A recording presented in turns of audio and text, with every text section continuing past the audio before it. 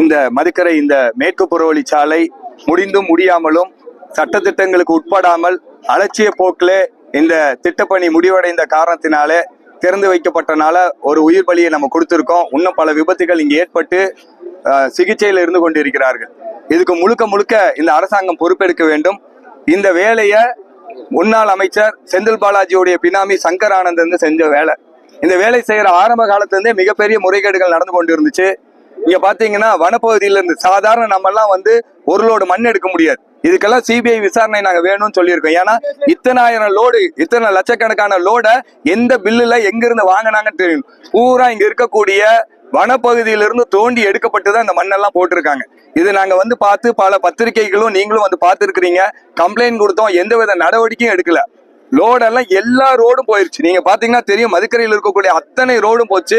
அத்தனை சட்ட விரோதமாக ஒரு மடங்குக்கு 4 மடங்கு அதிகமாக லோடு போட்டுட்டு அத்தனை ரோடுகளும் பாலா போச்சு. அது மட்டும் இருக்குன்னு பாத்தீங்கன்னா இது ஒரு காமன் சென்ஸ். இவ்வளவு பெரிய 2 கல்லூரி இருக்கு, பாலிடெக்னிக் இருக்கு, ஆர்ட்ஸ் அண்ட் சயின்ஸ் இருக்கு, இன்ஜினியரிங் காலேஜ் இருக்கு, சிஎஸ் அகாடமி ஸ்கூல் இருக்கு, கவர்மெண்ட் ஸ்கூல் இருக்குது, அடுக்குமாடி குடியிருப்புகள் 4000-5000 பேர் இருக்காங்க, அறிவொளி நகர் மக்கள் ஒட்டுமொத்தமா இருக்காங்க. இது கிராஸ் பண்ணு இவ்வளவு வேகமான ஒரு பைபாஸ் சாலைய இவ்வளவு மக்கள் கிராஸ் பண்ற ஒரு இடத்துக்கு மேம்பாலம் இல்லாமல் கிராஸ் பண்ண உயிர் பலி ஏற்படுன்ற ஒரு எதுவுமே இல்லாமல் அவங்க குடும்பம் சம்பாதிக்கணும்ன்றக்கா பாலம் இல்லாமல் அவசர கதியில.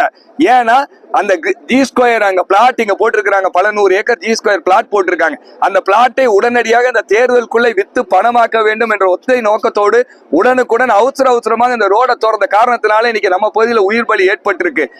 இந்த உயிர் பலி ஏற்பட்டதற்கு கள்ளச்சாராயம் குடிச்சு அவங்களால செத்து போனவங்களுக்கு 10 லட்சம் ரூபாய் கொடுக்குறாங்க. முழுக்க அரசாங்கத்தோடையும் இங்க இருக்கக்கூடிய அந்த கான்ட்ராக்டரோட அலட்சியத்தால் இந்த உயிர் பலி ஏற்பட்டிருக்கு. அவங்களுக்கு 10 லட்சம் ரூபாய் நிவாரணம் கொடுக்கணும்னு சொல்லி தேசிய ஜனநாயக கூட்டணி தொடர்ந்து வலியுறுத்தி கொண்டிருக்கிறோம்.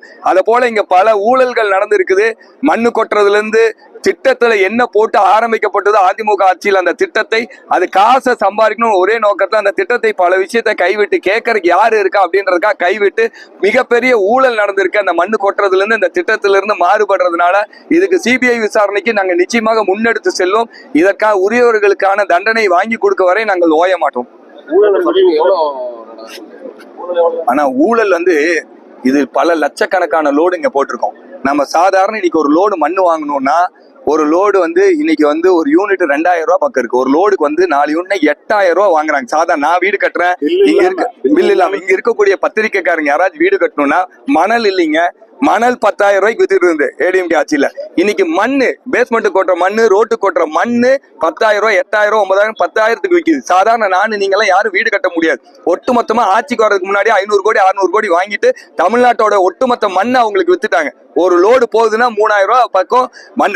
இடத்துக்காரனுக்கு பணம் இல்ல, ஜேசிபி காரனுக்கு பணம் இல்ல, வண்டி வாடகையை தாண்டி சும்மா இல்லாம அரசாங்கத்துக்கு எதுவுமே இல்லாம சும்மா 3000 ரூபாய் அந்த மாஃபியா வாங்கிட்டு போயிட்டு இருக்கு.